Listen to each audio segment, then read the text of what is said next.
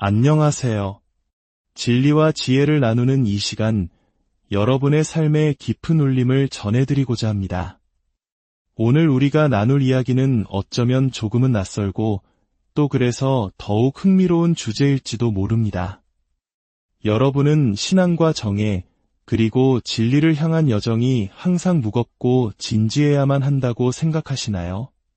만약 그 길 위에서 춤을 추고, 웃고, 함께 놀이할 수 있다면 어떨까요? 오늘 이야기는 바로 그 유쾌한 믿음에 관한 것입니다. 이 은혜로운 이야기에 귀 기울이시기 전 잠시 시간을 내어 구독과 좋아요를 통해 더 많은 분들과 이 영적인 기쁨을 함께 나눠주시길 부탁드립니다. 여러분의 작은 실천이 하나님의 사랑을 전하는 귀한 통로가 될 것입니다. 여러분의 삶에 하나님의 평안과 축복이 늘 함께하기를 기도합니다. 이야기는 미국의 한명문 대학, 프린스턴 대학교의 푸른 잔디밭에서 시작됩니다. 그곳에서는 신학과 사회정의에 대한 아주 진중한 컨퍼런스가 열리고 있었죠.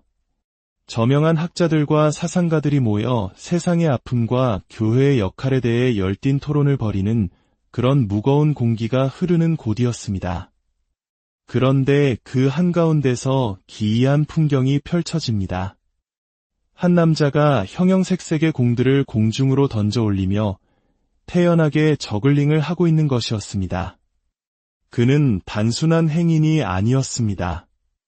바로 이 컨퍼런스의 주요 연사 중 한 명이었습니다. 그의 이름은 세인 클레이본, 새로운 수도원 운동을 이끌며 세상의 가장 낮은 곳에서 복음을 실천하는 활동가로 알려진 인물입니다. 그는 말합니다. 저는 서커스 신학 워크숍을 열어주는 곳이라면 어디든 갑니다. 서커스 신학. 참 생소한 말이죠. 하지만 그는 진지했습니다. 그는 신앙과 삶 속에서 놀이의 중요성을 잃어버린 우리에게 온몸으로 질문을 던지고 있었습니다. 하나님을 믿는다는 것, 정의를 외친다는 것이 왜 항상 심각하고 고통스러운 표정이어야만 하냐고 말입니다.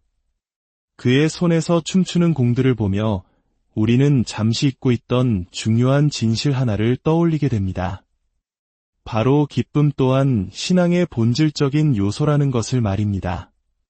그는 최근 스칸디나비아, 즉 스웨덴과 노르웨이에서 아주 감동적인 경험을 했다고 이야기합니다. 그곳의 젊은 기독교인들이 아주 놀라운 일을 시작했다는 것이죠. 감리교, 침례교, 언약교회 등 서로 다른 교단에 속해 있던 청년들이 한자리에 모였습니다. 그리고 이렇게 외쳤습니다. 우리가 왜 이렇게 나뉘어 있어야 합니까? 우리가 함께할 때, 분열되어 있을 때보다 훨씬 더 위대한 일을 할 수 있습니다. 이 연합을 위한 대화는 사실 30년 전부터 시작되었다고 합니다. 하지만 지지부진했죠. 그런데 바로 이 젊은 세대가 불을 지폈습니다. 그들은 교단이라는 벽을 넘어 오직 그리스도의 몸으로서 하나가 되기로 결심한 것입니다. 기성세대의 낡은 관습과 분열의 역사 앞에서 젊은이들이 겸손하게 우리는 다르게 해보겠습니다. 라고 선언한 것이죠. 이 이야기는 수많은 교단으로 나뉘어 있는 우리 한국 교회에도 큰 울림을 줍니다.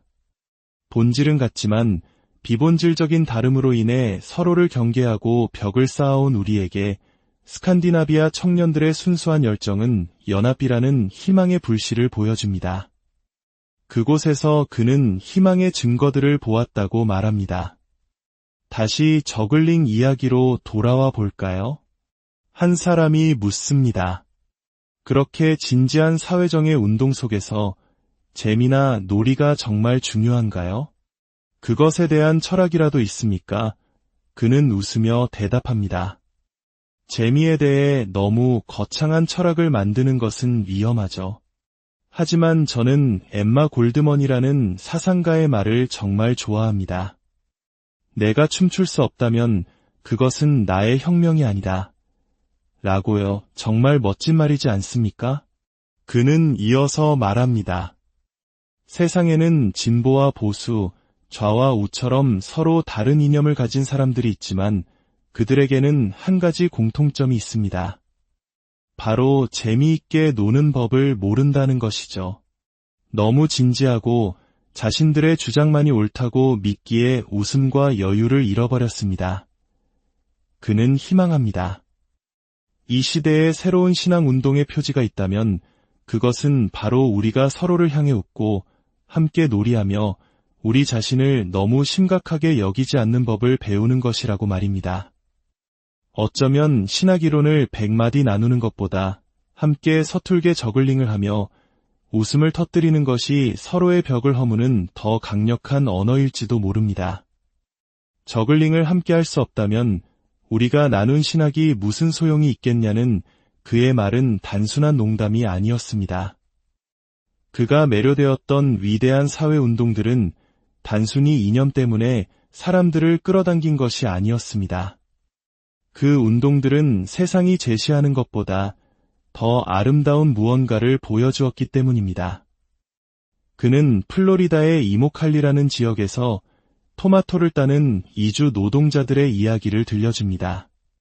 그들은 시간당 $3, 우리 돈으로 약 4,000원 정도의 터무니없는 저임금을 받으며 착취당하고 있었습니다. 상식적으로 생각하면 그들의 삶에는 웃음이나 기쁨, 놀이가 들어설 자리가 전혀 없어 보입니다. 하지만 그들은 달랐습니다. 그들은 자신들이 수확한 토마토를 사가는 거대 패스트푸드 기업에 대항하여 행진을 시작했습니다. 그런데 그들의 시위는 분노와 증오로 가득 찬 모습이 아니었습니다. 그들은 스스로 토마토와 고추 모양의 옷을 입고 노래하고 춤을 추며 거리를 행진했습니다. 마치 축제처럼 말이죠. 그들은 단지 저항만 한 것이 아니었습니다. 그들은 저항을 통해 축제를 만들어냈습니다. 그들은 우리를 트랙터처럼 취급하지 말라고 외치면서 동시에 인간의 존엄성과 기쁨이 무엇인지를 온몸으로 보여주었습니다. 무언가에 반대하기만 하는 것이 아니라 더 나은 세상, 더 아름다운 가치를 위해 싸우는 모습을 보여준 것입니다. 이것이 바로 예수님께서 하신 일이었습니다. 예수님은 단지 로마 제국이 얼마나 사악한지를 비판만 하신 것이 아닙니다. 그분은 가장 낮은 자가 첫째가 되고 첫째가 꼴찌가 되는 완전히 새로운 하나님의 왕국을 선포하셨습니다. 그 왕국은 심판과 정죄가 아닌 사랑과 용서와 기쁨이 가득한 아름다운 곳이었죠. 우리가 그의 저글링을 보고 나도 저글링을 배우고 싶다, 혹은 그의 공동체 이야기를 듣고 나도 저런 공동체에 들어가고 싶다고 쉽게 생각할 수 있습니다. 하지만 모든 것에는 연습의 과정이 필요합니다. 처음부터 세 개의 공을 완벽하게 다룰 수 있는 사람은 없습니다. 수없이 떨어뜨리고 다시 줍는 과정을 반복해야 합니다. 신앙의 여정도 마찬가지입니다. 우리는 모두 이 세상 속에서 어떻게 하면 책임감 있고 아름답게 살아갈 수 있을지 배워가는 여행자들입니다. 그는 자신도 테네시 동부의 아주 좁은 세상에서 자라났고 수많은 시행착오를 거치며 지금의 자리까지 비틀거리며 걸어왔다고 고백합니다. 그는 공동체에 대해 이렇게 정의합니다. 공동체란 내가 되고 싶은 사람의 모습을 닮은 사람들로 내 주위를 채우는 것입니다.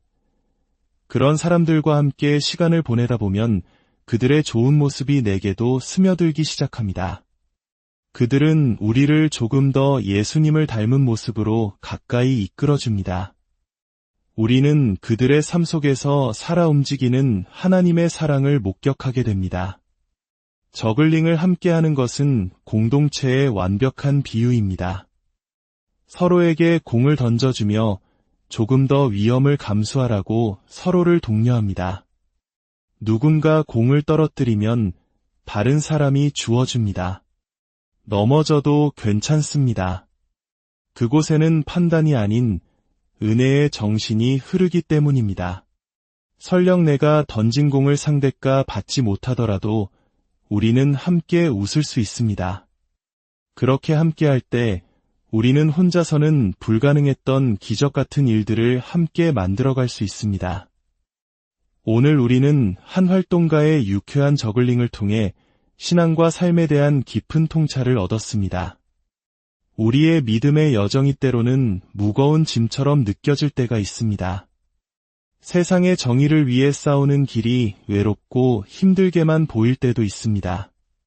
하지만 오늘 이야기를 기억해 주십시오. 우리의 혁명에는 춤이 필요하고 우리의 신앙에는 웃음이 필요합니다. 그리고 무엇보다 우리가 던진 공을 받아주고 우리가 떨어뜨린 공을 함께 주워줄 공동체가 필요합니다. 여러분의 삶 속에서 각자의 저글링은 무엇입니까? 여러분의 일상에 기쁨과 놀이를 가져다 줄 수 있는 것은 무엇인가요? 오늘 여러분의 삶의 터전에서 여러분의 공동체 안에서 작은 축제를 시작해보는 것은 어떨까요? 주님께서 여러분의 모든 걸음에 기쁨을 더해주시고 여러분의 공동체에 사랑의 웃음소리가 끊이지 않기를 간절히 기도합니다. 하나님의 은혜와 평강이 여러분과 늘 함께 하시기를